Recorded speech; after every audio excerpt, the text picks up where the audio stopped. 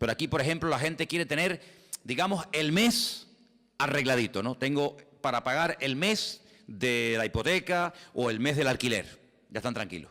Y tengo el mes solucionado. Y en la Biblia no se vivía así. En la Biblia se vivía el día a día. Basta a cada día su propio afán, su propio mal. Y el pan nuestro de cada día. Danos. Así se vivía en el tiempo de la Biblia. Entonces, si nosotros dependemos día a día del Señor, no vamos a estar agobiados, porque mira, se dice, yo es que faltan todavía 20 días para terminar el mes. Pero no lo mires así, vive el día a día y el Señor te va a sorprender y te va a proveer el alimento, la comida, lo que sea necesario para el día a día. Y también leía en ese libro algo que me llamó mucho la atención. Yo no digo que tengamos que volver a eso, pero dicen que en los tiempos de la Biblia la gente comía 2 veces al día. Y yo digo, qué curioso, ¿no? Yo creo que todos comemos de más. Es decir, si nosotros ahora mismo nos quedáramos 15 días sin comer, seguro que nadie se moría. Hombre, fatiga tendríamos todo, a ver si me entiende. Pero seguro que con todos los michelines y con toda la grasa y con todo lo que llevamos dentro, pues en la Biblia se comía 2 veces al día y estaban contentos. Sin embargo, hoy en día, mínimo, 3, y como tengas chicos jóvenes, pues 4 o 5, ¿eh? Y como estés aburrido en casa, venga, y hay gente que cuando están ansiosos y están nerviosos les da por comer. ¿Qué te parece, amigo? Y a otros les da por comprar, y a otros les da por cualquier otra cosa. Qué diferente es la vida de un cristiano, amén, hermanos. Qué diferente tiene que ser nuestra vida, en medio de todo este caos y en medio de todo este lío. En fin, hermanos, hoy comencé a leer otra vez el precioso y maravilloso libro del Apocalipsis. Quiero llevarles a él, está en el último libro de la Biblia. La palabra Apocalipsis es una palabra griega, no es una palabra española, aunque se emplea para películas y para títulos de novelas de Hollywood y todo esto. Pero la palabra Apocalipsis es una palabra griega que significa revelación, algo oculto que se da a conocer. En los tiempos de la Biblia, revelación era algo que no se podía ver, pero que había un momento en el que Dios permitía que se pudiera ver o entender pues lo que estaba oculto a los ojos naturales. Por ejemplo, cuando se cogían los rollos, no eran libros, sino eran pergaminos, eran rollos, y cuando se abrían los rollos, ese acto de desenrollar el rollo, el pergamino para leerlo, a ese acto se le llamaba revelar, porque era algo que estaba oculto, no era como hoy en día. Yo veo que muchos de ustedes, y espero que todos, tengan su Biblia particular. Entonces lo que yo voy a leer hoy, usted en su casa lo puede leer cuando quiera, porque hoy en día todos tenemos Biblia. Por ejemplo, una de las cosas que quiero hacer este año, ya se lo anticipo, y estoy moviéndome un poquito y tengo que hablar con Margarita y tal, es hacer una campaña de distribución de Biblias. Por ejemplo, a mí me encantaría que este año nos pusiéramos todos de acuerdo y pudiéramos decir, vamos a repartir a lo largo del año, por ejemplo, por poner algo, 1000 Biblias. Entre los hermanos del norte y nosotros vamos a ponernos de acuerdo y distribuir 1000 Biblias. Entonces hoy me dio por meterme en internet y vi que hay Biblias enteras, del Génesis hasta el Apocalipsis, por $2.50. Y tú dices, pero ¿cómo puede ser tan barato una Biblia? Vamos a ver, no es una Biblia de cuero, una Biblia de estas preciosas, sino es una Biblia normal, sencillita, pero tiene lo mismo que una Biblia de esas grandotas. $2.50. Y tú te vas, por ejemplo, a un bar y te tomas un cortado y te cobran ¿cuánto? A veces, en algunos sitios me han cobrado ahí €1. Que yo digo, madre mía, €1 un cortado y una cosita así. Pues una Biblia que te cambia la vida, una Biblia que es la palabra de Dios. El apóstol Juan dijo, yo no he escrito, él dice en su evangelio, yo no he escrito todo lo que le vi hacer al Señor. Y todo lo que él dijo, yo no lo escribí. Porque si me hubiera puesto a escribir una por una todo lo que hizo y todo lo que dijo, en el mundo no cabrían los libros. Porque hizo tantas cosas el Señor. Dice, pero estas palabras que yo les he escrito, las he escrito para que creyendo en ellas tengáis vida eterna. Entonces yo digo, un libro que te da vida eterna, un libro que te aclara dudas, un libro que te responde a preguntas, un libro que trae bendición a la familia, que trae bendición a tu vida, por $2.50, 2 cortados. Como quien dice. Entonces yo pienso que sería muy bueno, y de hecho lo vamos a hacer, en este año ponernos una meta, no sé, 500, 600, 800, 1000 Biblias, y entre todos vamos a hacer una especie de campaña, ya les diré cómo tengo pensado hacerlo, para repartir la palabra de Dios. Porque hoy en día cualquier persona en su casa puede tener Biblia. Bueno, si ustedes van a mi habitación, Pues yo no sé cuántas Biblias puedo tener, pues yo calculo mínimo 15 o 20 Biblias tengo que tener, como mínimo. Aparte Nuevos Testamentos y a lo mejor, ¿verdad?, en diferentes idiomas y tal. Pero en aquellos tiempos no. En aquellos tiempos no existía la imprenta. En aquellos tiempos había que ir al templo o había que ir a la sinagoga para escuchar que alguien te leyera la Biblia. Pero nadie tenía la Biblia en su casa. Esto de poder tener toda la palabra de Dios, todo lo que el Señor reveló a lo largo de la historia en la mano, esto es un milagro. Esto es una maravilla, esto es una joya. Tú tienes uno de los libros más antiguos del mundo. Tú tienes aquí palabras que Dios le dijo a Moisés hace 3.500 años. Es una auténtica joya. Y este libro del Apocalipsis, gracias al Señor que lo tenemos, es un libro escrito por uno de los hombres que más conoció al Señor. ¿Quién lo escribió? Lo escribió Juan. ¿Pero Juan el Bautista o Juan cuál? Juan, el discípulo Juan. Pues Juan fue un hombre que vivió aproximadamente, vamos a redondear los números, aproximadamente 100 años. Hace unos días murió en Israel el hombre más longevo del mundo, 112 años. Le quedaron muy poquitos días para cumplir 113.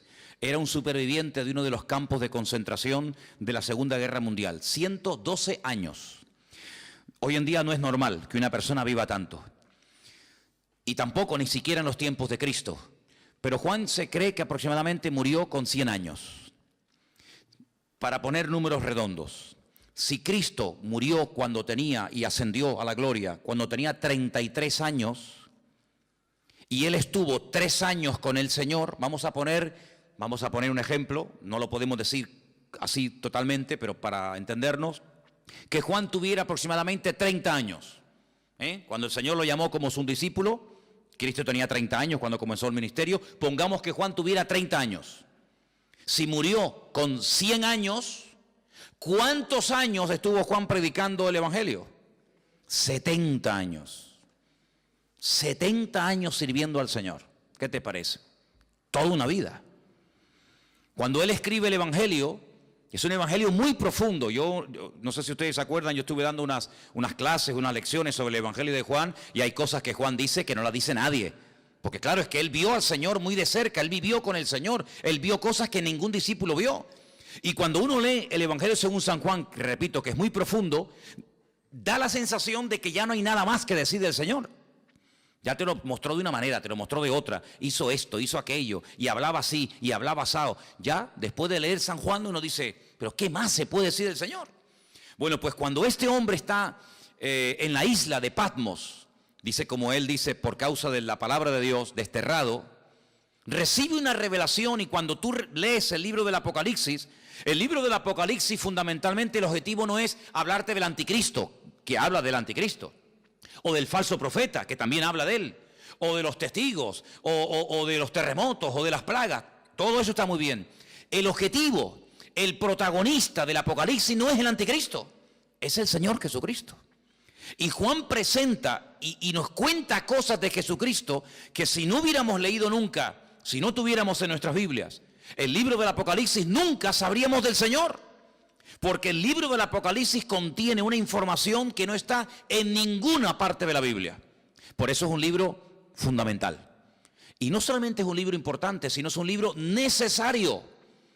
Yo siempre lo he dicho, y ustedes lo saben, que los creyentes hoy en día tienen que leer y estudiar más que nunca el libro del Apocalipsis. Y prestar menos atención a las noticias de la radio y de los periódicos y de la prensa, porque realmente las verdaderas noticias, las genuinas, las verdaderas, están aquí. No solamente en la Biblia, sino en el libro del Apocalipsis. El libro del Apocalipsis es un libro extraordinario, que nos da detalles tremendos, tremendos. Lo estoy leyendo otra vez, como siempre, ¿no? Detenidamente, estudiando las palabras y tal, y menciona muchas cosas del Antiguo Testamento. Por ejemplo, hoy leía acerca de los famosos 2 testigos. Los que habéis leído la poesía saben de lo que estoy hablando. Los que no lo habéis leído, pues dicen, no sé lo que es eso. Bueno, pues los 2 testigos son 2 personas de carne y hueso que estarán en los últimos tiempos predicando la palabra del Señor durante 3 años y medio. Nos dice la Biblia cómo predicarán, dónde vivirán, cómo morirán, qué les va a pasar. Todo eso lo dice el Apocalipsis. Bueno, pues de esos 2 personajes ya habla el profeta Zacarías. Ustedes van al libro de Zacarías, capítulo 4, Y allí te habla de los dos testigos. No aparece la palabra testigos, aparece la palabra, en hebreo dice la palabra hijos. La traducción dice los dos ungidos. Y habla acerca del aceite de oliva. Sabéis que el aceite de oliva se utilizaba mucho en los tiempos de la Biblia, no solamente para cocinar, no solamente para sanar heridas, era un bálsamo, sino que también se utilizaba un aceite especial, no cualquier aceite, un aceite especial que se hacía para derramarlo sobre la cabeza de los reyes o de los profetas o de otros personajes cuando se les quería públicamente presentar como un juez, como un rey, como una persona importante, y se le llamaba ungido. La palabra ungido, Mashiach, Mashiach, ¿qué es? Ungido. ¿Y cómo se dice ungido en griego en el Nuevo Testamento? Cristo. La palabra Cristo es la misma palabra Mashiach del Antiguo Testamento. Pasa que una está escrita en hebreo y otra está escrita en griego. Como el Nuevo Testamento se escribió en griego y del griego se tradujo al español o al castellano, entonces cuando leemos el nombre de nuestro Señor Jesucristo, lo leemos así: Jesús, Cristo, Jesucristo. Pero Cristo no es un nombre, Cristo es un título. Es como decir, fulanito de tal, presidente del gobierno, fulanito de tal, presidente del Fútbol Club Barcelona, fulanito de tal, presidente del Cabildo. Cristo no es un nombre, es un título de una función a desarrollar. Por ejemplo, en este momento, a Benjamín Netanyahu, que es el presidente de Israel, se le llama el ungido, se le llama el Mesías. Y tú dices, ¿ah, sí? Sí, claro, porque es un hombre que ha sido capacitado para ser presidente de un país. Entonces, la palabra Mesías, la palabra Cristo, la palabra ungido, nos habla acerca de un cargo, no de un nombre. Jesús se llamaba Yeshua, porque él no era griego, él era judío, y él se llamaba Yeshua. ¿Cómo se dice Yeshua en griego? Jesús. Entonces, son las mismas palabras, pero cambiando, digamos, el nombre, la pronunciación. Juan recibe una revelación de él, dice en el capítulo 1, la revelación de Jesucristo. No es la revelación del falso profeta o del anticristo, no. Es la revelación de Jesucristo. Si quieres conocer mucho de Cristo, tienes que leer los evangelios, Mateo, Marcos, Lucas y Juan, pero también el Apocalipsis. Y dice, esta revelación de Jesucristo, Dios se la dio para manifestar a sus siervos las cosas que deben de suceder pronto. Y la declaró enviándola por medio de su ángel a su siervo Juan. Juan, cuando escribió este libro, dice que lo que él estaba escribiendo iba a suceder pronto. ¿Y cuándo escribió Juan este libro? En el siglo I. Y en el siglo I, cuando él está escribiendo, dice, lo que yo estoy escribiendo ahora, prepárense que esto se va a producir pronto.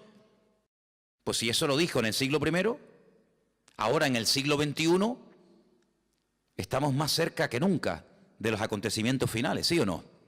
Es interesante, ¿verdad? Dice que ha dado testimonio de la palabra de Dios y del testimonio de Jesucristo y de todas las cosas que ha visto.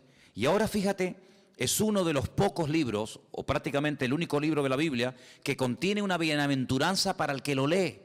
La Biblia no dice, bienaventurado el que lee el libro del Génesis, que es una bendición leer el Génesis, ¿verdad? O bienaventurado el que lee el libro de Romanos. No, pero el Apocalipsis sí. Dice, bienaventurado el que lee. Los que oyen las palabras de esta profecía y guardan las cosas que en ellas están escritas, porque el tiempo está cerca. Es decir, que por leer el libro usted ya es bienaventurado. Por escuchar, por oír las palabras de este libro, usted ya es bienaventurado. Y si encima de leerlo, y si encima de oírlo, además usted lo cumple y lo guarda, triplemente bienaventurado. ¿Qué significa la palabra bienaventurado? Viene de una palabra hebrea que significa, es ashrei, que significa rico. La palabra rico está entroncada con la palabra bienaventurado. Un bienaventurado, espiritualmente hablando, según el concepto bíblico, es una persona rica, espiritualmente hablando. La riqueza bíblica espiritual no tiene nada que ver con la riqueza material, ¿vale? Hay personas en la Biblia que no eran ricos materialmente hablando, pero espiritualmente hablando eran multimillonarios. Y hay personas tremendamente ricas en la Biblia que la Biblia dice que eran unos necios. Así que la riqueza material muchas veces no tiene nada que ver con la riqueza espiritual. A veces la gente dice, ay, mira, no tiene mucha fe porque no tiene dinero, como si la fe se midiera por el dinero. Cuando yo siempre he dicho que es más difícil, mucho más difícil, vivir con poco que vivir con demasiado, ¿sí o no? Si yo le doy a usted todos los meses 10.000 euros, que no los tengo, a ver si me entiende, pero si yo le diera a usted o le dieran a usted 10.000 euros, ¿sería muy difícil la vida para ti? Uy, ¿ahora qué compro? ¿Compro el jabón más barato o el más caro? ¿Compro el champú que está muy rico o compro el más baratito? No habría problema, porque cualquier persona, pienso que en un día, 2, media hora, se adaptaría a vivir con 10.000 euros por mes, ¿sí o no? Sin ningún problema. Pero si a usted le dan todos los meses 200 euros, entonces sí hay que hacer numeritos, Yo creo que a la ministra, a la persona que nombre ministro de Economía, tendrían que nombrar en este país a un ama de casa. No a un político de estos que le van a dar 10.000 euros por mes, eso lo hace cualquiera, no. Tendrían que nombrar a una ama de casa, una mujer que tiene un sueldo pequeñito, que saca a los hijos adelante. Yo nombraría de ministra de Finanzas o de, ¿cómo se llama?, de Economía en este país, a una ama de casa, porque esas sí que saben administrar el dinero. Esas sí que saben que el marido le da tanto dinero y le llega. Esos son, aquí hay un montón de ministras de Economía y pasa que no las reconocen, ¿no? Bueno, pues Juan está allí en la isla de Patmos y uno dice, bueno, ¿y qué hacía allí Juan? Si Juan vivía en Éfeso. Ustedes saben que cuando el Señor Jesucristo estaba en la cruz, le dijo a Juan que se encargara de su madre, porque Cristo iba a morir, y entonces María, según la tradición cuenta, pues resulta de que se fue a vivir con Éfeso y allí estuvo con el apóstol Juan. Pero Juan fue el único discípulo que murió de muerte natural, porque Cristo tenía 12 discípulos, uno se ahorcó, ¿sabéis, no? ¿Quién fue? Judas se ahorcó, se quitó la vida. Los otros murieron como mártires, unos crucificados, unos quemados, etcétera. Pero Juan, fue el único que murió de muerte natural. Y no es porque no quisieran matarlo, sino porque todo lo que hacían para matarlo no salía bien. Entonces los romanos decidieron ya tirarlo en la isla de Patmos, que la isla de Patmos es como la isla de Lobos, una isla de piedra, sin agua, sin nada. Allí lo botaron como un perro para que se muera de hambre. Dice que había unas canteras que mandaban a los presos a trabajos forzados y al que mandaban a Patmos de allí no volvía. Es como el que mandaban, yo que sé, antiguamente a las Guayanas, los franceses y toda aquella cosa, ¿no? Sin embargo, fue allí donde el Señor se le presentó y donde el Señor le dio un mensaje para todas las congregaciones de Asia Menor. ¿Asia Menor qué es en la Biblia? Cuando se dice de Asia Menor era Turquía, hermano, ese país que está medio en Asia, medio en Europa. Un país que tiene más de 90 y pico millones de habitantes, un país musulmán. Allí en Turquía era donde estaban las famosas 7 iglesias del Apocalipsis, Éfeso, Esmirna, Pérgamo, Tiatira, la Odisea, Sardis. Entonces vamos a leer en el versículo 4, porque dice, Juan, a las 7 iglesias que están en Asia, gracia y paz a vosotros, del que es, del que era y del que ha de venir, y de los 7 espíritus que están delante de su trono, y de Jesucristo, testigo fiel, primogénito de los muertos, el soberano de los reyes de la tierra, al que nos amó y nos lavó de nuestros pecados con su sangre, y nos hizo reyes y sacerdotes para Dios su Padre. A Él sea la gloria e imperio por los siglos de los siglos. Amén. He aquí que viene con las nubes. ¿Quién? El Señor. Viene otra vez, Pero algunos dirán, pero no vino ya. Sí, ya vino, pero vino a morir. Vino como cordero sufriente. Vino para derramar su sangre por los pecadores. Pero ahora viene otra vez, pero no en relación con el pecado. Viene como rey triunfante, viene a establecer su reino sobre la tierra. Y dice que en esta ocasión todo ojo le verá. Oye, esto es tremendo, ¿eh? ¿Qué significa todo ojo le verá? Que todo ojo le verá. Que todo el mundo le va a ver cuando venga. En la primera venida no todo el mundo lo vio. Muchos no se enteraron. Por ejemplo, los judíos que vivían en Roma, cuando nació el Señor Jesucristo en Israel, no sabían que había nacido el Mesías. ¿Cómo se enteraron? Por los predicadores, por los misioneros, por los apóstoles, por los discípulos que iban a una sinagoga en Roma, en Corinto, en Éfeso, en donde fuera, y decían, venimos a decirles que nuestro Mesías, del cual habló Isaías, Jeremías, Daniel, etcétera, etcétera, ha nacido. No me digas. Sí, ha nacido. Claro, no había radio, no había internet, no había televisión, no había nada. ¿Cómo se enteraba la gente? A través de los predicadores. Ahora se dan cuenta ustedes lo importante que era predicar. Por eso dice Pablo, ¿y cómo van a creer si no hay nadie quien les predique? No había Biblias, no había emisoras cristianas, no había radio, no había nada. Entonces, qué importante era que los hombres fueran por todas las naciones diciendo que ha venido, que ha nacido, y no me diga, y mira, y sanó a los enfermos, y resucitó a los muertos, y murió en la cruz, y resucitó al tercer día. Y claro, para ellos era una gloria. Pero en esta ocasión no va a haber esa ignorancia, sino que en esta ocasión dice la Biblia, categóricamente, todo ojo le verá. Todo el mundo, cuando el Señor venga por segunda vez, todo el mundo se va a enterar. Nadie va a decir en Tacoronte, ¿quién vino? ¿Quién? Ah, pues yo no. Todo el mundo lo va a saber.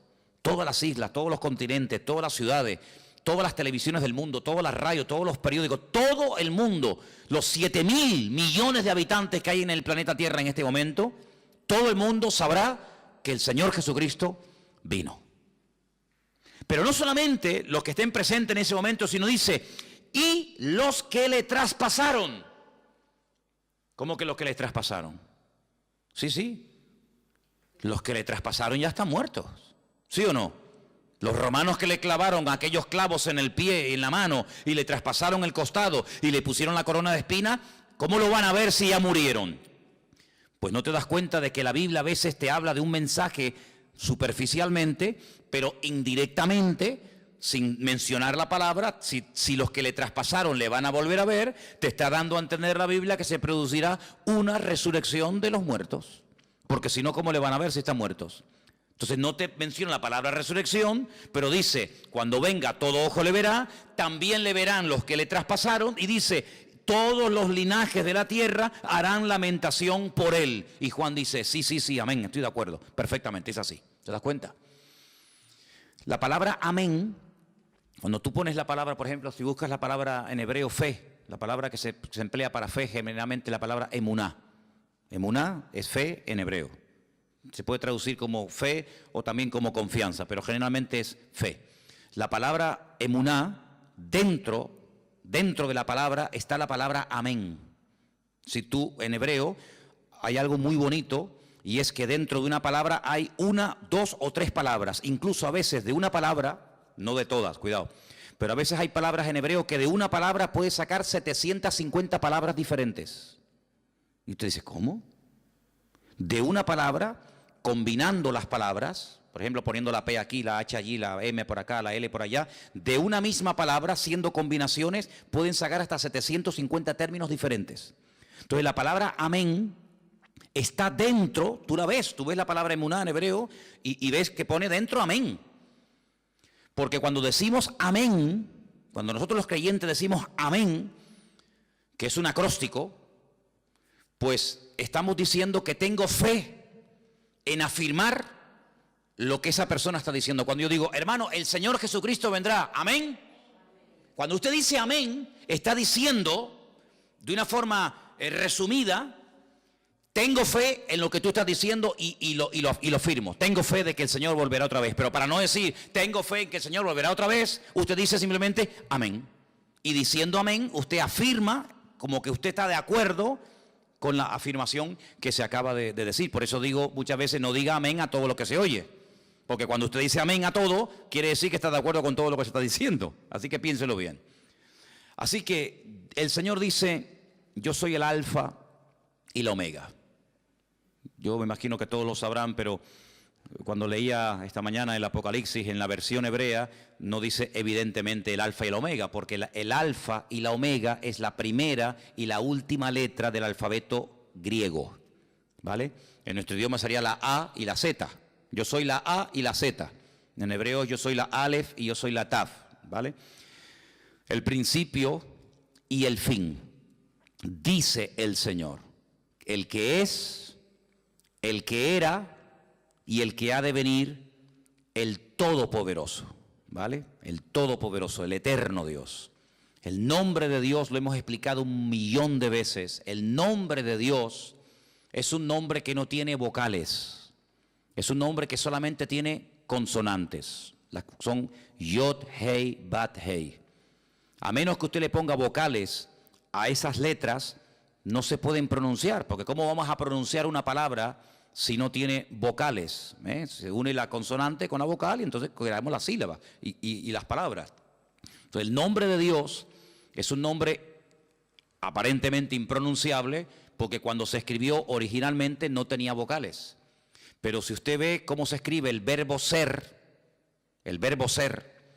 y el nombre propio de Dios, que son esas famosas 4 letras que se llama el famoso tetragramatón, dentro del nombre de Dios usted puede ver que está escrito el verbo ser. ¿Por qué? Porque Dios es la existencia. Dios es el que da existencia. Él no depende de nada ni de nadie para existir. Nosotros sí. Si nuestros padres no se hubieran conocido y de esa relación no hubiéramos nacido nosotros, ¿de dónde hubiéramos salido? De ninguna parte. Luego nosotros somos los hijos de nuestros padres y los padres eran los hijos de nuestros abuelos y así sucesivamente. Pero si llegamos a Dios, y la pregunta que yo me hacía antes de aceptar al Señor, que ya lógicamente la tengo clarísima, pero en aquel tiempo me torturaba, era una tortura terrible, ¿de dónde salió Dios? ¿Quién lo creó? ¿Quién lo hizo? Porque en nuestra mente humana todo sale de algo. Este púlpito no apareció aquí, pum, y apareció, sino que este púlpito alguien lo tuvo que hacer. Luego cada vez que vemos algo, nos habla de que hay un diseño y alguien que lo ha hecho, ¿sí o no? Todo lo que vemos, dice, bueno, este púlpito lo hizo alguien y le dio esta altura y le dio estas medidas. El púlpito no decidió ser de esta forma, podía ser semicircular, podía ser más alargado, más ancho, más alto. Hubo alguien que dijo, no, lo voy a hacer así. Bueno, pues ese alguien lo formó y ese alguien lo diseñó. Y todo lo que vemos a nuestro alrededor, la silla en la que usted está sentado, alguien la diseñó, alguien la hizo. Todo lo que vemos a nuestro alrededor. Pero cuando hablamos de conceptos diferentes a los conceptos, digamos, naturales, y uno llega nada más y nada menos que hablar del Creador, la pregunta ¿quién hizo a Dios? No es una pregunta sabia, no es una pregunta coherente. ¿Por qué? Porque a Dios no lo ha hecho, a Dios no lo ha creado nadie. Porque si lo hubiera creado o lo hubiera parido o lo hubiera hecho alguien, la pregunta es ¿y a ese alguien quién lo hizo? Y volvemos para atrás y hay un momento que se para y decimos, pero bueno, es que Dios es eterno y ahí ya nos perdemos. ¿Por qué? Porque en nuestro concepto limitado y finito, la eternidad es algo que se nos escapa de la mente. Porque vemos que la vida se pasa volando, porque vemos que todo se mide siempre por minutos, por segundos, por días, por años, por siglos, por milenios, por décadas, y todo lo medimos, ¿verdad? Uy, qué grande está el niño, uy, qué pequeñito, acaba de nacer. ¿De cuánto tiempo estás embarazada? De 8 meses, pues le falta 1, ¿verdad? Y todo siempre lo queremos clasificar y todo lo queremos medir, pero esas medidas con Dios no sirven, porque Dios no salió de ninguna parte, sino que todo salió de Él, porque todo fue creado por Él y para Él. Y cuando nada existía, Él ya existía, porque Él es la existencia en sí mismo. Y dice la Biblia que todo subsiste, si todo se mantiene en su debido orden y nada se va de sitio y todo funciona como tiene que funcionar, porque hay un diseñador y porque hay un creador que diariamente da la orden de que el sol salga por el este y se oculte por el oeste. Pero bueno, eso era antes. No, eso era antes, eso era hoy y eso será siempre. El sol sí me sale por el este y se oculta por el oeste. Pero esa ley, ¿quién la dio? ¿Quién decidió que el sol saliera siempre por el mismo lado y se ocultara por el mismo lado? El creador del sol. El creador del sol. ¿Y quién es el que hace que la Tierra siempre gire en la misma dirección? Y que no diga un día, oye, voy a girar ahora en otra dirección. Todos los planetas giran en las direcciones de las agujas del reloj -1. Todos los planetas giran así. Pero hay uno que Dios dice, no, tú al revés, y gira al revés. ¿Quién decide eso? ¿Quién hace que hay unas flores que sean rojas, otras amarillas? ¿Quién hace todo eso? El que las diseñó, el que las creó. No es así por casualidad, sino que hay un diseñador y hay un creador. Y ese Dios es la existencia misma y por eso en su nombre propio, pues lleva la existencia, el verbo ser. Ahora ese nombre, cuando leemos por ejemplo algunas Biblias sale la palabra Jehová. En otras Biblias sale la palabra Adonai o Señor. En otras Biblias aparece la palabra Yahvé, ¿no? Muy bien, todo eso está muy bien. Pero el verdadero nombre propio de Dios no tiene vocales, pero se le tuvo que poner vocales para poder pronunciarlo, ¿os dais cuenta? Y ahora, ese Dios creador, ese Dios diseñador, que es uno, Dios es uno, dice la Biblia, ese Dios amó tanto al mundo que dice que salió de él su Hijo unigénito, que al mismo tiempo su Hijo es el mismo. Y uno dice, pero ¿cómo puede haber? Porque si salió el Hijo del Padre, está el Hijo y está el Padre. Pero vamos a ver, ustedes no sois, ¿cuántos sois padres aquí? Muy bien, o madres. Bien. Pero usted es madre y usted es hija al mismo tiempo. ¿Sí o no?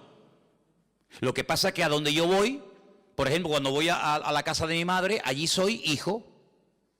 Pero cuando estoy aquí, aquí soy padre. Y cuando estoy en mi casa soy marido. Y cuando estoy aquí soy pastor. Tantas cosas al mismo tiempo, sí, no pasa nada. No tengo que dejar de ser hijo para ser padre. Puedo ser hijo y padre al mismo tiempo. Y abuelo y bisabuelo. Abuelo por el camino que llevamos. Pero bueno, se puede ser muchas cosas al mismo tiempo, ¿sí o no? Pues Dios no tiene ese problema. Dios no tiene ese problema. Entonces, su hijo viene al mundo en forma humana. Claro, tuvo que venir en forma humana. Y por eso necesitó, pues, un estuche, un instrumento humano, como fue su madre. Y entonces, cuando él viene a este mundo y hace su obra, hace su ministerio, se registra en los evangelios su ministerio, pero hay muchas cosas que el Señor todavía no ha hecho. Hay muchas cosas, muchos cambios, muchas maravillas que tienen que ocurrir en la creación, en la naturaleza, en la raza humana, que no están en los evangelios. ¿Y a quién y dónde le reveló el Señor lo que todavía a él le queda por hacer? A Juan, en la isla de Patmos, a través del libro del Apocalipsis. Y esa información no era una información codificada, No sé cuántos de ustedes se acuerdan que antes había el Canal Plus, estaba codificado. ¿Se acuerdan? Y si no tenías el descodificador, pues no veías la película o el partido de fútbol. Te hacía falta un aparato para descodificar una señal que tú en abierto no tenías. Bien, el libro del Apocalipsis no es un libro codificado, de tal manera que tú lo lees y dices, yo no entiendo nada. No, un momento. El libro del Apocalipsis es un libro que está muy claro, muy claro. El problema es que el lenguaje que Juan utiliza no es un lenguaje popular, no es un lenguaje que usamos cotidianamente, es un lenguaje alegórico, es un lenguaje de animales, de números y de colores, que si usted no está familiarizado con eso, usted no se va a enterar evidentemente de nada. Pero no porque el Apocalipsis sea el libro más difícil de la Biblia. No, el Apocalipsis no es el libro más difícil de la Biblia. Yo le puedo asegurar que hay otros libros de la Biblia que son más difíciles y más complicados que el Apocalipsis. Porque el Apocalipsis lo bueno que tiene que al ser el último, ¿me explico? Al ser el último en el canon, en la lista, toma elementos de otros libros que si usted los ha leído y los conoce, cuando llegues al Apocalipsis, ahora sé lo que es el dragón, ahora sé lo que es el caballo, ahora sé lo que es el león, ahora sé lo que es el oso. ¿Pero cómo lo sé? Porque he ido pasando por 65 libros que le preceden. Entonces, hermano, cuando usted hace todo el recorrido, claro, yo a nadie le aconsejo que se compre una Biblia por primera vez y se meta a leer el libro de Apocalipsis, porque puede tener pesadillas. Porque el pobrecito dice, madre mía, ¿y esto es la Biblia? Un dragón que sale corriendo detrás de una mujer, ¿verdad? Que echa fuego por la boca, el otro que 7 cuernos en la cabeza, dice, madre mía, ¿cómo está esta gente, no? ¿Verdad? Pero es que para poder entender el libro del Apocalipsis, primero hay algo que pocas veces se dice, pero es para mí fundamental. Y es que usted tiene que conocer al protagonista del libro del Apocalipsis. Y el protagonista del libro del Apocalipsis es nuestro Señor Jesucristo. Cuando usted lo conoce a Él, usted sabe, permítame la expresión, por dónde van los tiros. Eso es como cuando antiguamente, ya eso no existe, pero cuando antiguamente los padres miraban a los hijos, ¿qué le estaba diciendo? Ibas de visita, ¿no? A una casa. Entonces tu padre se te quedaba mirando y te estaba diciendo, sin palabras, o te comportas, o te voy a dar un jaquimazo que te voy a poner la cabeza así para atrás. Con la mirada, era un mensaje telepático, ¿no? Te miraba así, y ya hasta agachabas la cabeza porque te estaba diciendo, te voy a dar una que te vas a enterar, sin palabras, porque ya lo conocía. Pero esa mirada se la daba a lo mejor a otro niño y el niño ni se enteraba. Cuando tú conoces a tu marido, tú sabes cuándo está enfadado y cuándo está de buen humor. Por eso hay mujeres que dicen, ahora no le digas nada, espera mañana. No, yo le digo ahora. No, no le digas ahora porque encima vas a cobrar. Espérate a mañana, que ya verás como mañana es otro ser humano. En la Biblia hay momentos en los que si usted no conoce al autor, usted no se va a enterar del espíritu, de la actitud, de por qué el Señor dijo eso. Y esto que le estoy diciendo no es broma, porque dice la Biblia que cuando Pedro estaba afuera con los romanos calentándose en el fuego, ¿se acuerdan? Que llegó aquella chica y le dijo, mira, acá hay otro, acá hay otro, este es uno de ellos. Y él decía, no, yo no soy de ellos. Lea usted en la Biblia, y hay un momento en el que dice que la mirada de Cristo se cruzó con la de Pedro. Cristo le dice así. Tú estás diciendo, no, yo no le conozco, y Cristo le dice así. Y se le quedó mirando, y dice la Biblia, lea esto, léalo, es tremendo. Dice, y saliendo lloró amargamente. ¿Qué mirada le habrá lanzado el Señor? No, yo no le conozco, yo no sé quién es, yo no quiero saber nada de ese hombre. Diciendo, ay, Pedro, que tú no me conoces a mí, Pedro. ¿Pero qué estás diciendo, criatura? Lo rompió, ya con la mirada dijo, madre mía, lo que estoy así, salió corriendo y se echó a llorar porque no pudo aguantar aquello, una mirada que lo rompió, ¿verdad? Que lo rompió.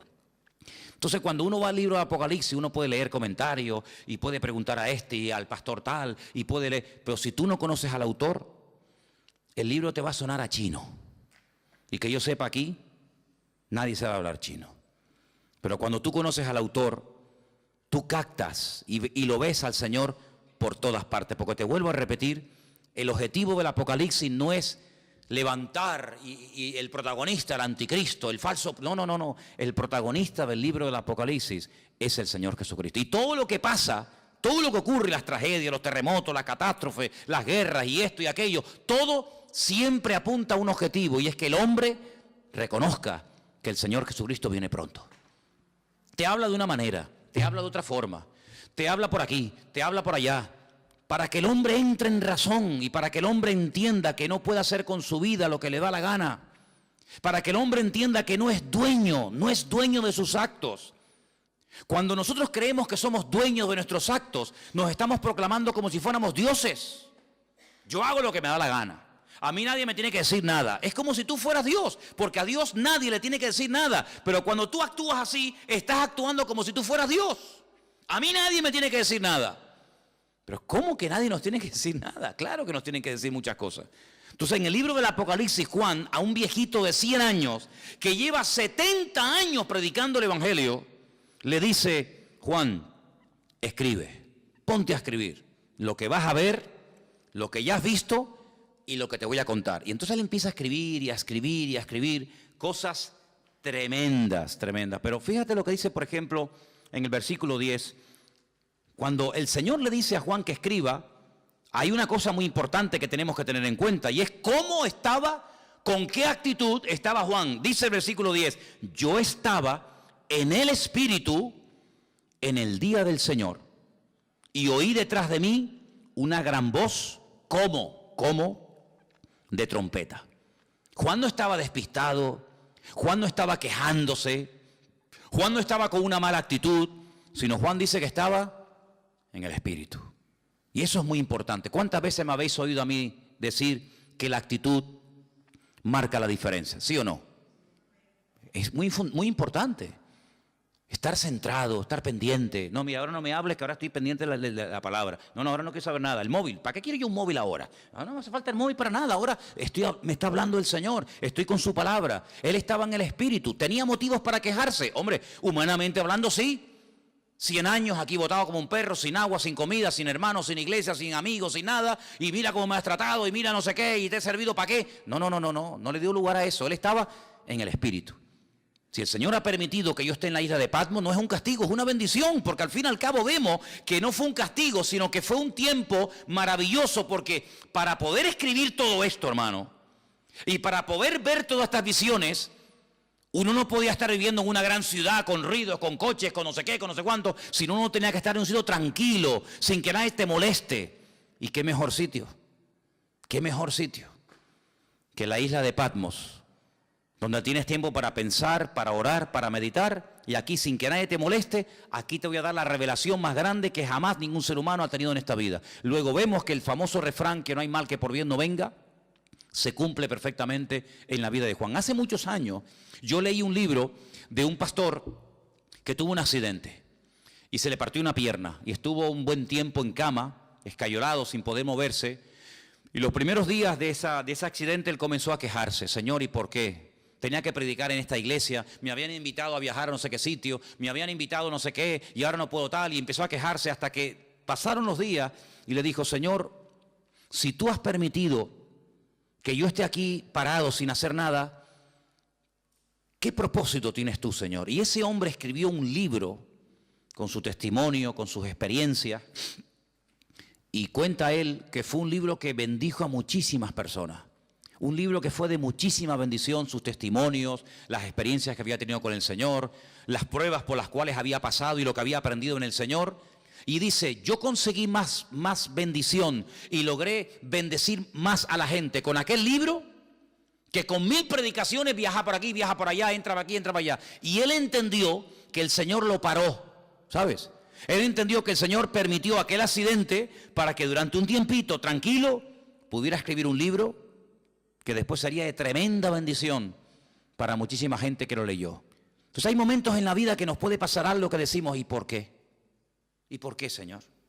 ¿Y por qué tal? ¿Y por qué esto? ¿Y por qué el marido? ¿Y por qué el niño? ¿Y por qué no me dieron el trabajo que me habían prometido? ¿Y por qué no sé qué? ¿Por qué? ¿Y por qué? ¿Y por qué? Y hace muchos años, yo era recién convertido, vino a Las Palmas a predicar una señora que dice ella, en aquellos años, que era la capellana de una de las cárceles más peligrosas de los Estados Unidos, la cárcel de Sing Sing.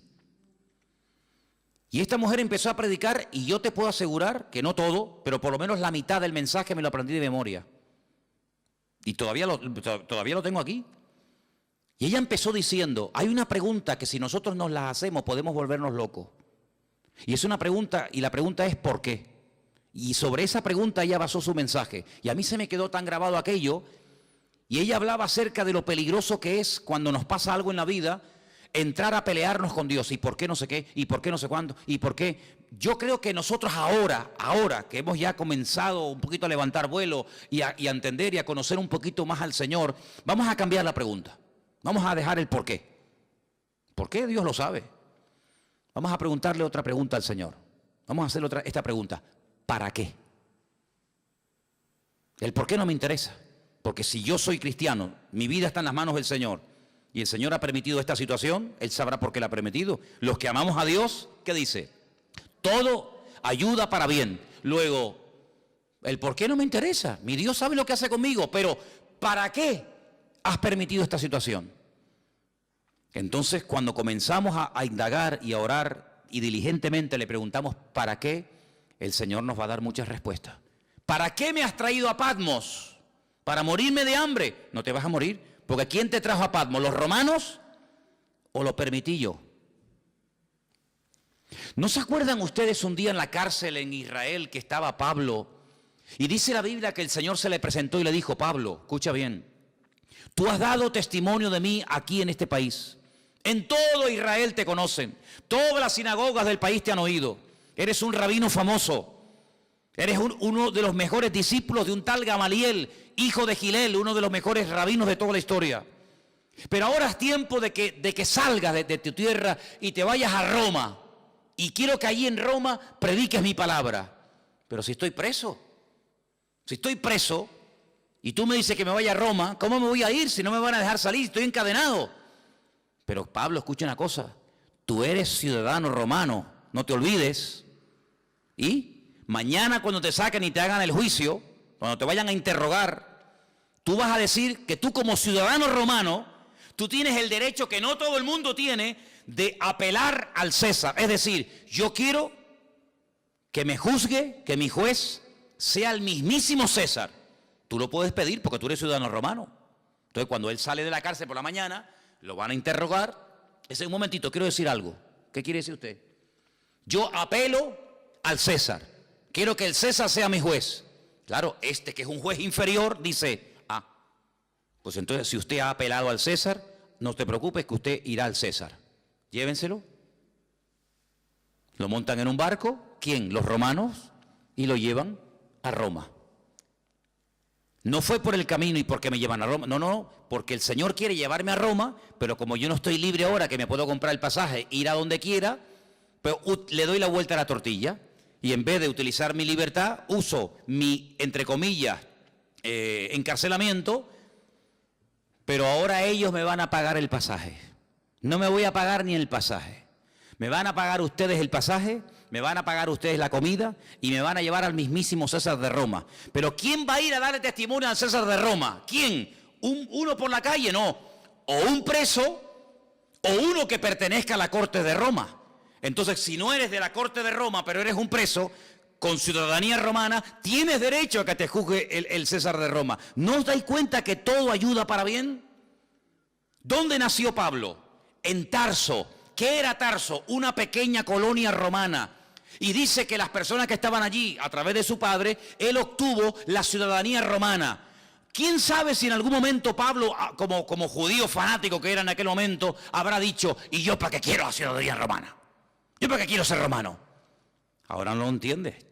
Estos asquerosos romanos, este imperialismo que ha venido aquí a dominar nuestra tierra. Sí, pero estos, el día de mañana van a ser el instrumento que Dios va a utilizar para llevarte nada más y nada menos que a Roma, al hombre más poderoso de la tierra. Y allí fue. Entonces no nos damos cuenta de que la vida es como un gran puzzle, como un gran rompecabezas, donde tú miras para atrás y dices, ahora entiendo aquello y esto y lo otro, y por qué se conoció este, y por qué pasó esto. Y entonces si tú te dejas llevar por el Señor, te vas a dar cuenta de que Juan lo llevaron los romanos, pero porque en el fondo el Señor quería que Juan estuviera en la isla de Patmos y allí tranquilito, sin que nadie te moleste, vas a recibir la revelación más grande que jamás has recibido en tu vida. Pero escucha bien esto, hermano, porque vamos terminando, para no alargar demasiado. Antes de darte revelación para otros y antes de darte mensaje para iglesias y para pastores y para otras personas, el primero que tiene que recibir el mensaje eres tú. Porque la tendencia de que siempre tenemos algo que decirle a fulano o a mengano, yo no digo que esté mal, pero el primero que se tiene que aplicar el mensaje es el que lo da. Luego, yo te voy a dar mensaje para la iglesia de Éfeso, mensaje para la iglesia de Tiatira, mensaje para la iglesia de la Odisea, etcétera, etcétera. Pero el primero que tiene que verme a mí eres tú. Porque si tú le dices a los demás qué hacer, pero tú no lo haces, entonces no estás viviendo el mensaje. Y eso es algo que tenemos que tener muy claro en la vida. Primeramente, aplicarnos la palabra.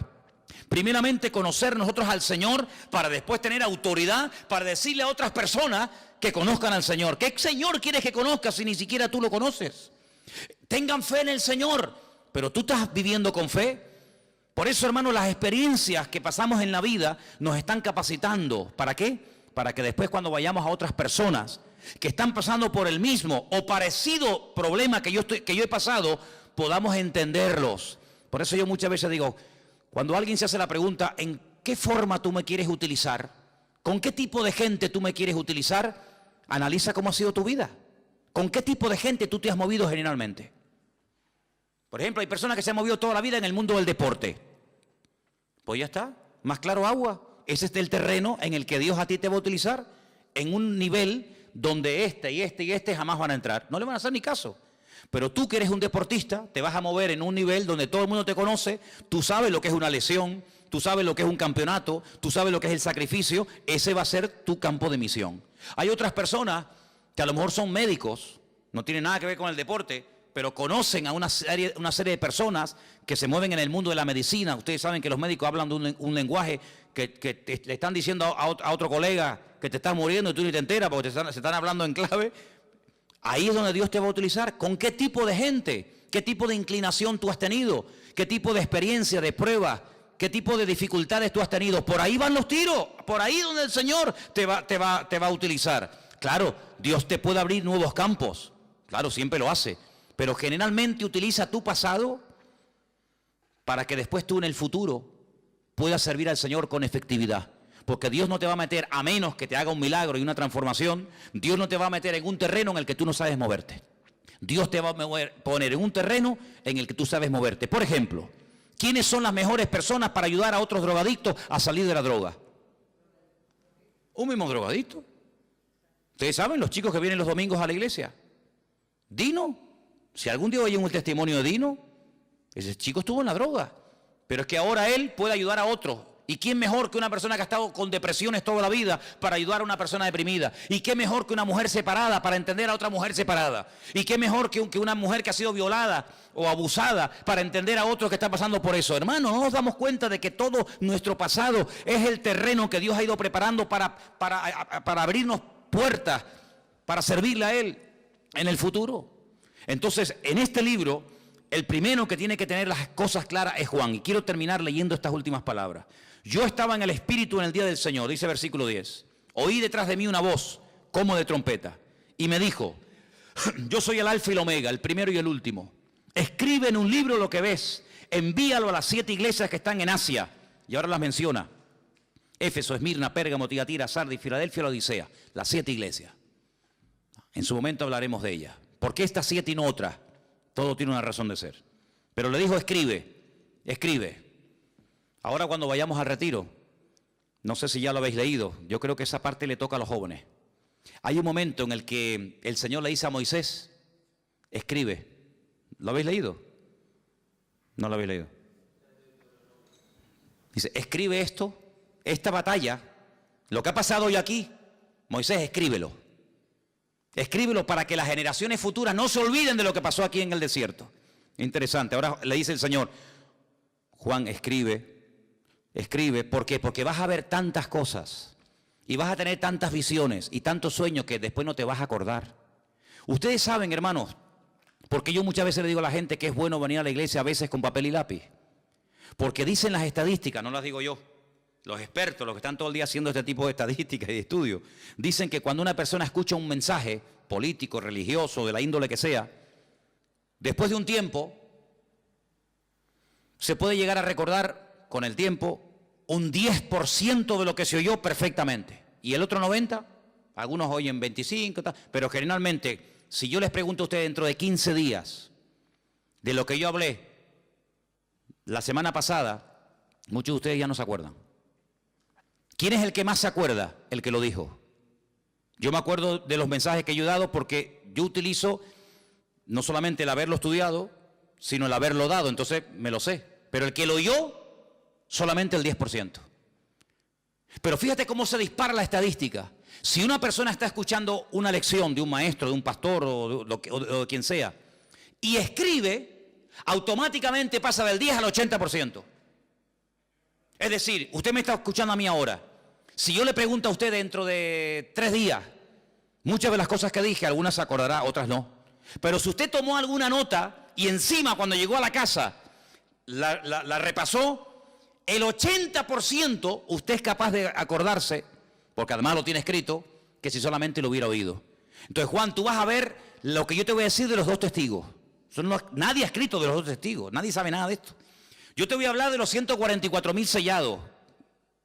Yo te voy a hablar del falso profeta. Yo te voy a hablar de los 7 sellos, de las trompetas, de las copas de la ira. Yo te voy a hablar de la mujer que huye al desierto por 1260 días. Yo te voy a hablar a ti de tantas cosas que como tú no escribas esto, tú a las 2 horas no te acuerdas. Y si tú no te acuerdas, ¿cómo le vas a pasar el mensaje a los hermanos de Garcilaso de la Vega número 13? Imposible. Entonces, ponte a escribir, Juan, ponte a escribir, porque lo que se escribe ahí queda. Y entonces dice que cuando él se vuelve para ver la voz del que hablaba con él, cuando se volvió, dice que vio 7, quédese con este dato, 7 menorás, 7 candeleros de oro, 7. Y en medio de los 7, a uno semejante al Hijo del Hombre, vestido de una ropa que le llegaba hasta los pies, y iba ceñido por el pecho con un cinturón de oro. Jesús nunca lo había visto, Juan, así, nunca lo había visto. Su cabeza y sus cabellos eran blancos como lana, como blanca lana, como nieve. Sus ojos como llama de fuego, sus pies semejantes al bronce bruñido, refulgente como en un horno. Su voz como estruendo de muchas aguas. Tenía en su diestra 7 estrellas, y de su boca salía una espada aguda